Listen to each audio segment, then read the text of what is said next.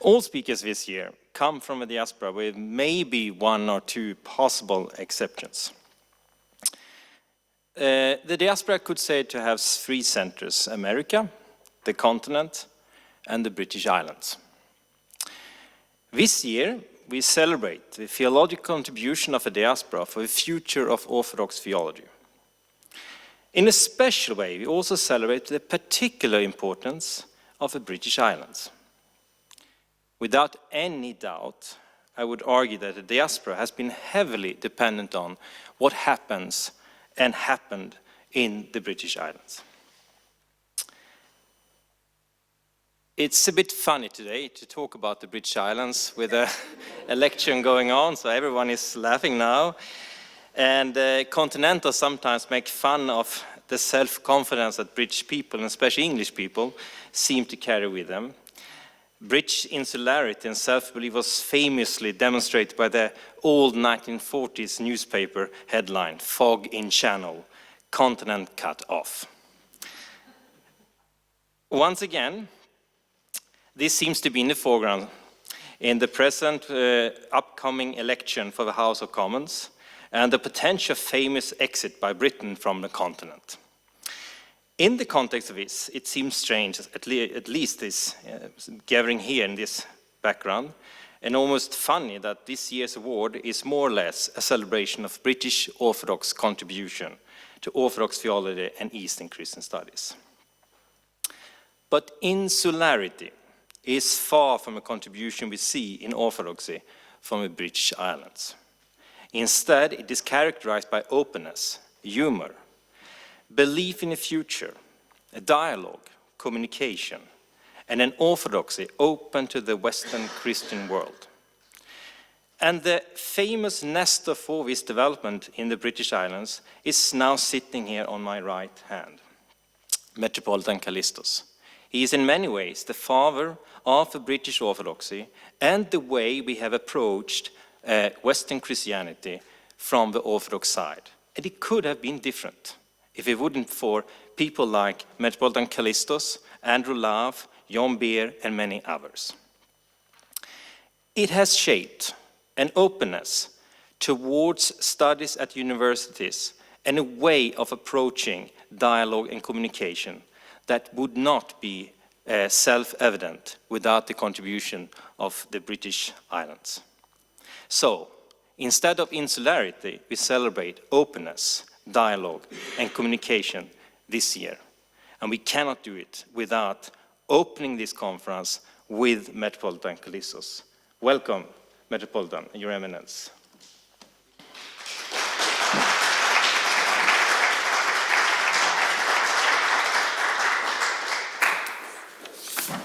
Now I have an abstract. If you'd like to distribute it, please, to all the participants. I have somewhat changed my title. I say three representatives of the Russian religious Renaissance: Sergius Bulgakov, George Florovsky, and Vladimir Lossky.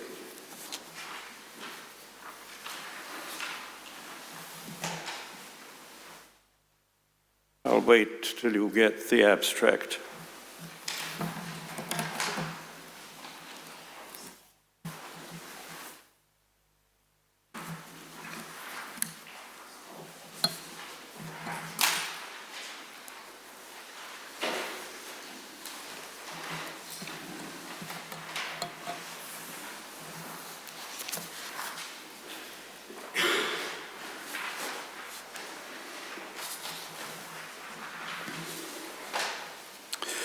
The 20th century has been, for members of the Orthodox Church, a time of great suffering, but also a time of renewed hope.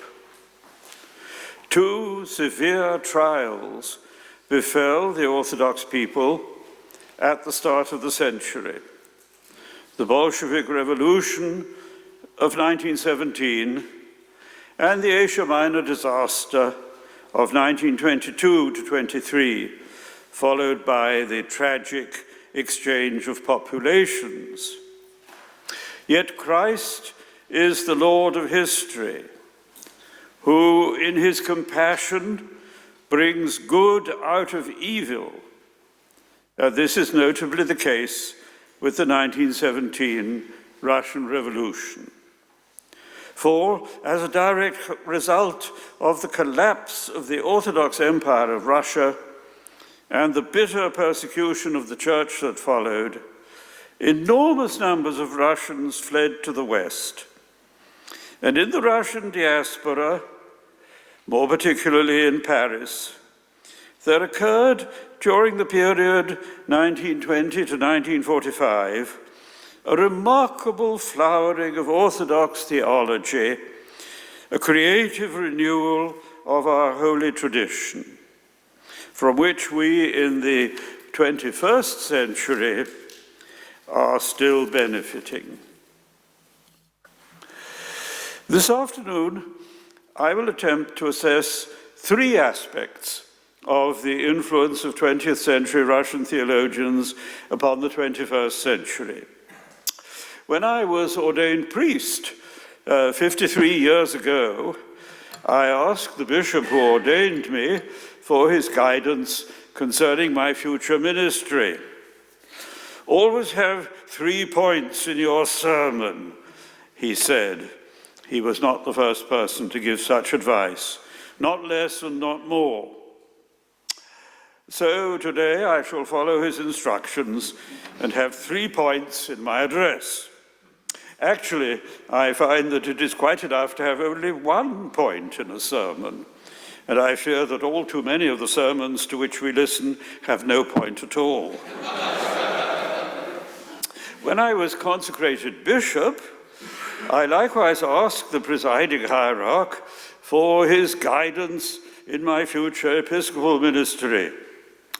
Always fold up your own vestments, he said. Don't leave it to the deacons. Indeed, I shall follow his instructions when I fold up my rason at the end of the present colloquy. But for the moment, let me come to my 3 points. Let us reflect then on a triad of themes in the heritage of the 20th century Russian diaspora. First, the understanding of the émigré Russian thinkers concerning the nature of theology, and more particularly their insistence upon the connection between theology and prayer. Secondly, their debt to the early fathers, their teaching concerning the Neo-patristic Synthesis, and third, their appreciation of the beauty of God. As regards the first point, I shall refer particularly to Vladimir Lossky. As regards the second, to Archpriest George Florovsky. As regards the third, to Archpriest Sergius Bulgakov. All three worked in Paris. Father Bulgakov was Dean of the Orthodox Institute of St. Sergius in Paris. And here Father Florovsky also taught before he migrated to the United States. Both of them belonged to the Russian diocese in Western Europe that was under the Ecumenical Patriarchate. Lossky, for his part, did not teach at the Institute of St. Sergius, for he belonged to the much smaller group in France that was subject to the jurisdiction of the Moscow Patriarchate. And the two jurisdictions of the Ecumenical and of the Moscow Patriarchate did not get on very well in the 1920s and 30s. I remember Bishop Anthony Bloom saying to me many years later that as a young man belonging to the Moscow Patriarchate, he was convinced that the Orthodox under the Ecumenical Patriarchate, the Russian diocese, under Metropolitan Evlogi did not possess valid sacraments and was without divine grace. He didn't hold that view later in life, but that shows you something of the spirit that prevailed at that time. Two of my three examples were priests, one was a layman, all three were buried. Needless to say, there are many other members of the Russian emigration who also made an important contribution to the theology of the diaspora. Nicholas Berdyaev, for example, Bishop Kassian Betsobrasov, Mira Lotborodin, Paul Evdokimov, Father Cyprian Kern. To these two, I shall briefly refer in due course. And more recently, Father Alexander Schmemann and Father John Meyendorff. It is an impressive and brilliant constellation. But among them all, Florovsky and Bulgakov and Lossky are the outstanding representatives of Russian diaspora theology.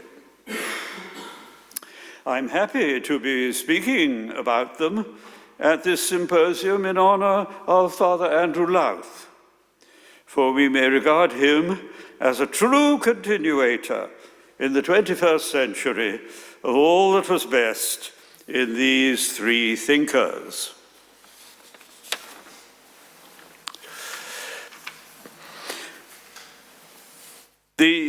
First, then, I look at the theme of theology and prayer. The leading thinkers of the 20th century diaspora were strongly opposed to any understanding of theology that views it primarily as an academic discipline, as a science that is rational and systematic in its approach. On the contrary, they believed that there is an integral connection, an essential unity between theology and prayer, between doctrine and mystical experience. In the often quoted words of Evagrius of Pontus, disciple of the Cappadocian Fathers and hermit in the Egyptian desert, if you are a theologian, you will pray in truth, and if you pray in truth, you are a theologian. Perhaps he was using the term theology in a rather different sense from what we give it today. So Vladimir Lossky writes at the beginning of his classic work, The Mystical Theology of the Eastern Church, the Eastern tradition has never made a sharp distinction between mysticism and theology, between personal experience of the divine mysteries and the dogma affirmed by the Church. Far from being mutually opposed, theology and mysticism support and complete each other. One is impossible without the other. If the mystical experience is a personal working out of the content of the common faith, theology is an expression for the profit of all of that which can be experienced by everyone. There is therefore no Christian mysticism without theology, but above all, there is no theology without mysticism. Incidentally, I don't myself very much like the word mysticism, which was never used by the fathers. They spoke of mystical prayer, mystical contemplation, but they never used the abstract noun mysticism. So Lossky writes, the mystical element of religion is the perfecting and crown of all theology. It is theology par excellence. And mention of Lossky's book calls to my mind the excellent work already mentioned by Father Andrew Louth, with a similar title, The Origins of the Christian Mystical Tradition. Many years ago, in the bibliography to my book on the Orthodox Church, I said that Father Andrew's book was excellent, and I'm still of that opinion. Lossky's understanding of theology is closely followed by the contemporary Greek religious philosopher Christos Yanaras. In the Orthodox Church and tradition, he states, theology has a very different meaning from the one we give it today. It is a gift from God, a fruit of the interior purity of the Christian spiritual life. Theology is identified with the vision of God, with the immediate vision of the personal God, with the personal experience of the transfiguration of creation by uncreated grace. Theology, he continues, is not a theory of the world, not a metaphysical system, but an expression and a formulation of the Church's experience. It is not, he writes, an intellectual discipline, but an experiential participation, a communion.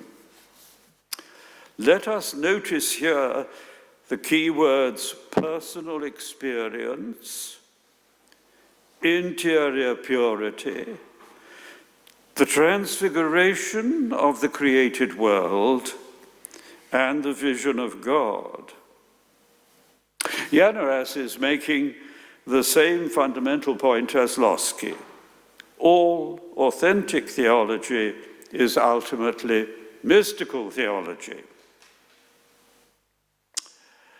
Yanaras' stress on the place of personal experience in theology recalls the threefold distinction between the different kinds of theologian that is made by St. Gregory Palamas. First of all, he says, there are the saints, those who possess personal experience of the divine and uncreated energies, and they are the true theologians. Then secondly, there are those who do not have personal experience of the divine energies, or only do so to a very limited degree, but who trust the saints, and they too can be good theologians. Thirdly, there are those, says Gregory Palamas, who lack personal experience of the divine energies and who do not trust the saints, and they are bad theologians. Many of us, and here I speak for myself, do not claim to be in the first category of theologians, for though called to be saints, we are all too weak and indecisive in our response to that call. But we look with reverence to those who are saints, and we may hope, through their prayers and by God's mercy, to find a place in the second category, those who put their trust in God's holy ones. Our power of rational thinking is indeed a gift from God, and is to be used to the full. Theology, however, is not primarily an intellectual system, but rather it is a field of vision in which all things on earth are seen in their relation to things in heaven, first and foremost through liturgical celebration. Let us keep in view the double meaning of the term orthodoxy. Doxa signifies, on the one hand, belief or opinion, and on the other hand, glory and praise. So orthodoxy is at one and the same time both right belief in God and right glory of God. In this way, theology, when it is truly such, unites faith and worship. On this interpretation of what theology is, we may distinguish without separating four interdependent sources of theology. First, Holy Scripture. Second, the dogmatic writings of the Fathers, texts such as the 5 theological orations by St. Gregory of Nazianzus, or the exact exposition of the Orthodox faith, ekthesis acrivis of St. John of Damascus, or the triads in defense of the Holy Hesychasts by St. Gregory Palamas. Third, the mystical treatises of the Fathers, such as the work on the life of Moses by St. Gregory of Nyssa, the Areopagitic corpus, the ascetic homilies by St. Isaac the Syrian, and the hymns of divine love by St. Simeon the theologian. Writings such as these are an important source of theology. Fourth, another source of theology is the liturgical texts contained in the service books of the Church. As Father Cyprian Kern used to remark, the choir desk, the kleros, in church is a chair of theology. And Father Sergius Bulgakov used to affirm that he imbibed his theology from the bottom of the Eucharistic chalice. I note in this connection that the standard work of Greek academic theology, the 3-volume Dogmatics of the Orthodox Catholic Church by Panagiotis Trembelas, published in 1959-61, draws extensively on the first 2 of these 4 sources, the Bible and the dogmatic writings of the Fathers. But it largely and deliberately ignores the 3rd and 4th sources, the mystical and liturgical texts. Trembelas even said that things like the Areopagitic writings or St. Isaac the Syrian or St. Simeon the theologian are not theology. Fortunately, this is not the case with the theologians of the 20th century Russian diaspora and with their successors in the 21st century, who have in this way obtained a more balanced and a more profound understanding of theology than is to be found in the dogmatics of the eminent Greek professor. Though I still find Panagiotis Trembelas' dogmatics very useful as a work of reference, but it is not exciting. A second distinctive feature of the theologians of the 20th century Russian diaspora is the appeal that they make to the Fathers. This appeal is summed up in the slogan used by George Florovsky, Neo-patristic Synthesis. I do not recall this particular phrase was employed by Vladimir Lossky, but it applies exactly to his best-known work, The Mystical Theology of the Eastern Church, which I have to say is exactly an example, to me, of what neo-patristic synthesis means. The qualification neo in Florovsky's slogan deserves to be given full emphasis. He did not regard the Fathers merely as witnesses from the distant past, but he sought to treat them as contemporaries. Thus, he did not ask only, what did the fathers say in the 4th or 5th century, but what would they be saying if they were alive today? We have to kindle again the creative fire of the fathers, he asserted. His motto was not so much back to the fathers, but rather forward with the fathers. In this way, Florovsky was opposed to a mere theology of repetition. What is required of us is a daring and creative reinterpretation of the patristic heritage, applying it to the questions and problems of our own time. Faithfulness to holy tradition has to be always faithfulness to living tradition.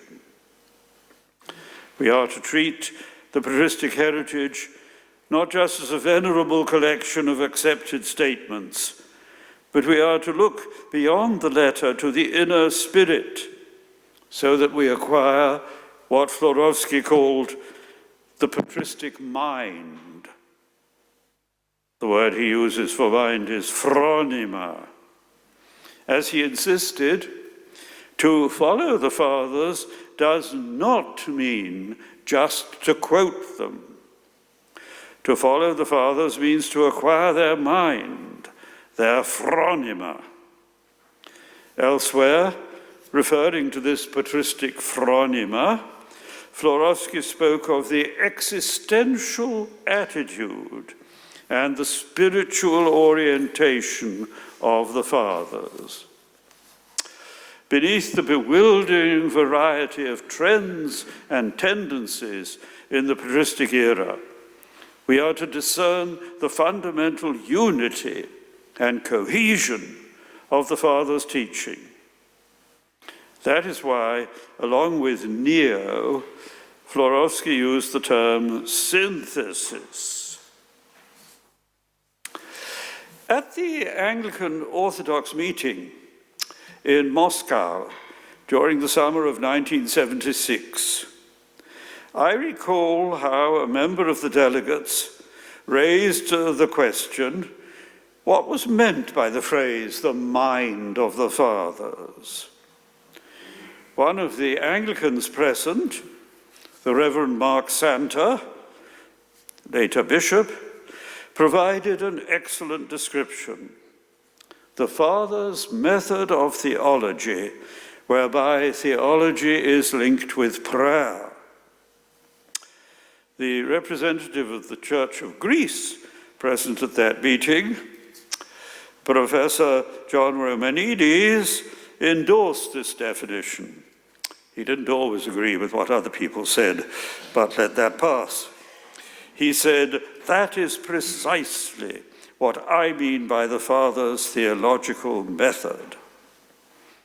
I think that Florovsky would likewise have agreed with Mark Santa. In this way, his understanding of the patristic mind that the theologian is called to acquire is directly linked with the first theme of which we have spoken, the connection between theology and worship. In speaking of Neo-patristic synthesis, Florovsky is making the same basic point as Lossky and Yanaras, that theology and mystical experience support and complete each other, and that theology is to be identified with the vision of God. Along with his favorite phrases, Neo-patristic synthesis and the mind of the fathers, Florovsky used to speak also of Christian Hellenism. He did not use this phrase in a narrowly ethnic or chauvinistic sense. At the same time, he believed that Hellenism under the sign of the cross, as he put it, has actually become, as it were, I quote his words, the perennial category and pattern of Christian thought and life. The New Testament, he pointed out, is forever a Greek book. And the Christian message, as expressed in its definitive form by the Fathers, makes use of Greek theology and thought forms. So, Russian though he was, Florovsky urged his readers, let us be more Greek to be more truly Catholic, to be truly Orthodox. When I quote those words to a Greek audience, I usually have applause. Florovsky's notions of Neo-patristic synthesis and the patristic mind, as also his notion of Christian Hellenism, have undergone searching criticism in the 21st century. He has been accused, not without reason, of oversimplification and of vagueness. Are there not many conflicting viewpoints in the patristic writings? In speaking, therefore, of a synthesis, in referring to the patristic mind, as if there were only one such mind, something single and homogeneous, is he not in danger of conflating the Fathers with all their theological diversity too closely into a unified whole? Indeed, by what criterion do we discern the contents of this neo-patristic synthesis? What doctrinal teachings does it include, and what does it exclude? Florovsky fails to indicate this in precise and explicit terms. I'm also uneasy about the concept of Christian Hellenism. What about the tradition of the Latin Fathers and the Syriac Fathers? Actually, Florovsky himself made heavy use of St. Augustine, and he often quotes him. However, he says we should really regard St. Augustine as a Greek father. I think he's cheating there.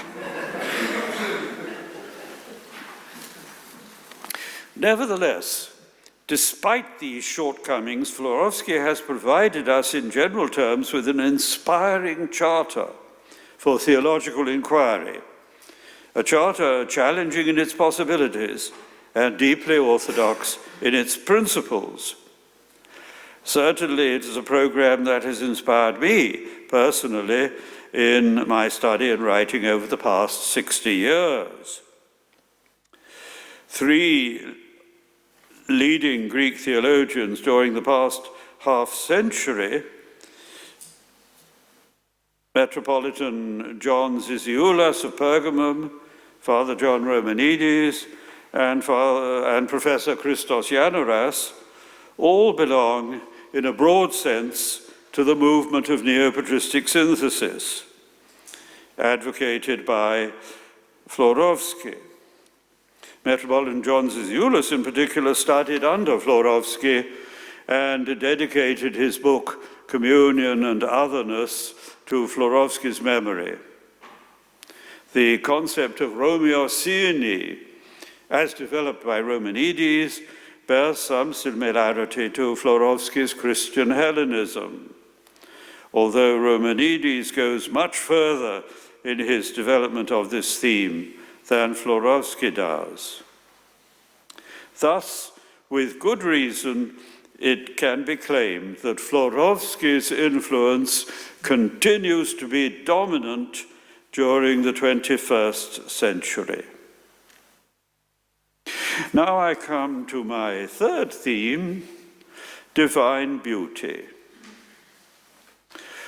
Beauty will save the world, says Prince Mishkin in Dostoevsky's novel, The Idiot. Divine beauty forms one of the leitmotifs in the book of Psalms. Out of Zion comes the splendor of his beauty. Psalm 49, alias 50. Thanksgiving and beauty are before him. Psalm 95. And of the Messianic King it is affirmed, you are more fair in beauty than the sons of men. Here we have a third theme in the heritage of the 20th century Russian diaspora, the vision of God as surpassing beauty. This is a topic developed in particular by Father Sergius Bulgakov in his works The Icon and Its Veneration and The Lamb of God. I shall not be speaking about Bulgakov's sophiology tonight because I can never understand what it's about. Using the threefold distinction of the good, the true, and the beautiful, Bulgakov writes, God is good. He is goodness itself. God is true. He is truth itself. God is glorious, and his glory is beauty itself. God's revelation of himself in the Holy Trinity, writes Bulgakov, God's wisdom is realized in beauty. Beauty is an objective principle in the world, revealing to us the divine glory. It reveals and renders transparently clear the meaning of the names of things. Things are transfigured and made luminous by beauty. They become the revelation of their own abstract meaning. So writes Bulgakov. We humans, Bulgakov continues, are not only called to contemplate this divine beauty, but we are invited by God to extend its light throughout the created realm, through our active transfiguration, our active participation in the transfiguration of the cosmos. This we do in many different ways, through science and technology, through poetry, music, and art, and above all, through iconography.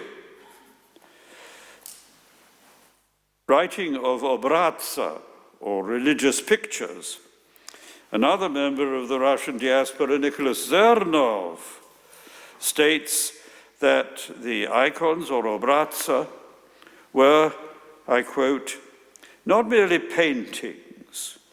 They were dynamic manifestations of man's spiritual power to redeem creation through beauty and art. The colors and lines of the obrazca were not meant to imitate nature. The artists aimed at demonstrating that men and animals and plants and the whole cosmos could be rescued from their present state of degradation and restored to their proper image. The obrazca were pledges of the coming victory of a redeemed creation over the fallen one. The artistic perfection of an icon was not merely a reflection of the celestial glory. It was a concrete example of matter restored to its original harmony and beauty and serving as the vehicle of the Spirit. The icons were part of the transfigured cosmos. With these words of Zeranov, Bulgakov would have been in full agreement.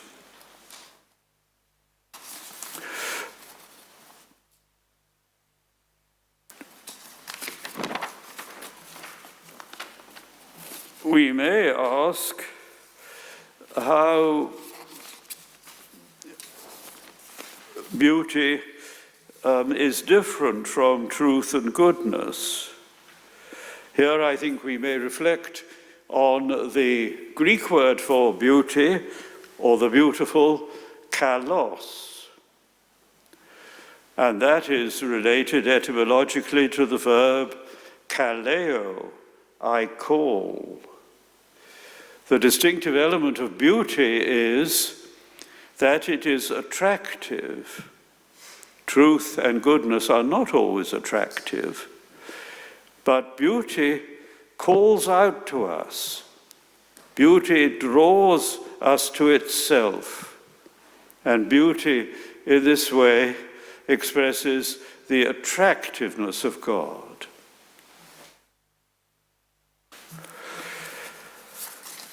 In words parallel to those of Bulgakov, another member of the Russian diaspora in Paris, Paul Evdokimov, wrote a significant book on iconography entitled The Art of the Icon, Theology of Beauty.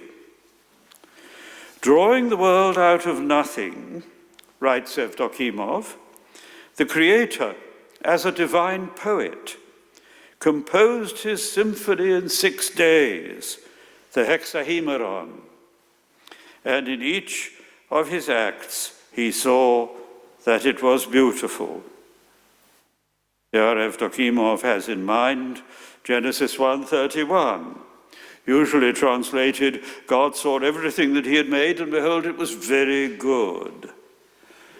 But the term used here in the Septuagint version of Genesis is not the usual word for goodness, agathos, but the word kallos, which means not only good but beautiful.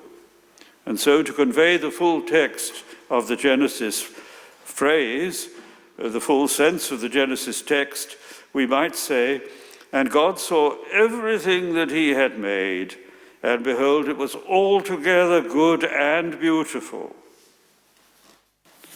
Evdokimov adds that the beauty of the icon does not merely look back to the beginning, recalling the primordial beauty of the original creation, but it also looks forward to the end. It possesses an eschatological significance, acting, says Evdokimov, as an open window on the 8th day. While emphasizing the joyful character of the beauty of the icon, Evdokimov is careful to qualify this by saying that the contemplation of the icon presupposes an ascetic culture. This theology of the divine beauty, as expressed by Bulgakov and Evdokimov, among others, has not remained merely a theoretical ideal, but it was accompanied during the second half of the 20th century by a recovery of the authentic tradition of iconography.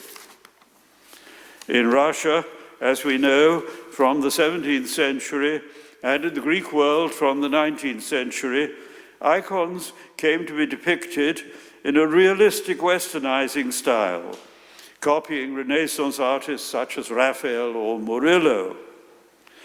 In the last 80 years, however, there has come to pass a truly inspired recovery of the aesthetic vision of Byzantine and Slav iconography of the Golden Age, more especially of the 14th and 15th centuries. A recovery of the testimony of Panselinos, Theophan the Greek, and St. Andrew Rublev. In the Greek world, this recovery, we might almost call it an iconographical revolution, originated chiefly with Fonteius Contoglou, who not only wrote about the theory of iconography, but also applied this theory in practice through his wall paintings and his panel icons. But the Russian diaspora also played its own part in the movement of renewal, above all through the work of Leonid Uspensky, who, like Contemplative, was both a writer on the theology of the icon and equally himself a working iconographer. This iconographical renewal, alike in the Greek world, in Russia and in the West, continues uninterrupted also during the 21st century. The beginning of a philosophy, states Plato, is to feel a sense of wonder. But if a sense of wonder is the fountainhead of philosophy, it is equally the life-giving source of theology.